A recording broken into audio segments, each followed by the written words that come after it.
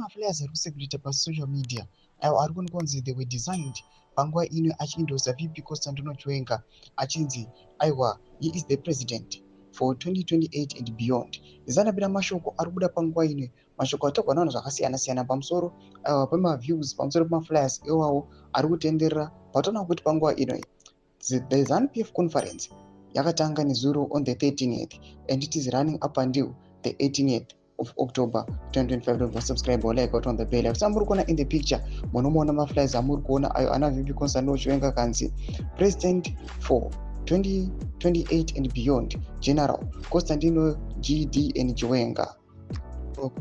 Akanyorwa kunzi 13 to 15 October, no to corruption, no to patronage and cronyism, enough is enough. Panapa tunakozwa inobuda nyura chiti, these flyers were picked up in Mutare today.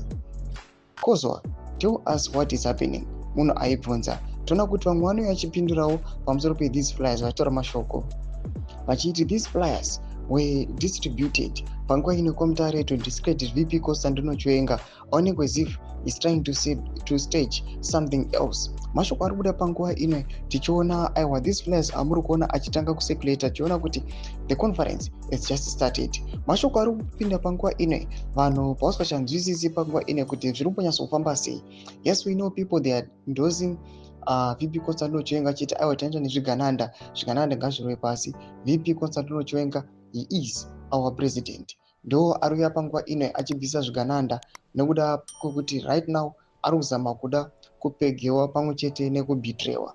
They staged the 2017 military coup aiwa just to remove President Robert Gabriel Mugabe nekuda kwecorruption aiwa pamwe chete nestate capture necronism pamwe chete nekuviolate kwakaita constitution just because it was just supporting zvavaida. But panguva ino toona kuti VP Constantino Chiwenga they agreed to stage that coup, but panguva ino akuonekwa kunzi ava kusiwa ava vulnerable. They are now attacking him.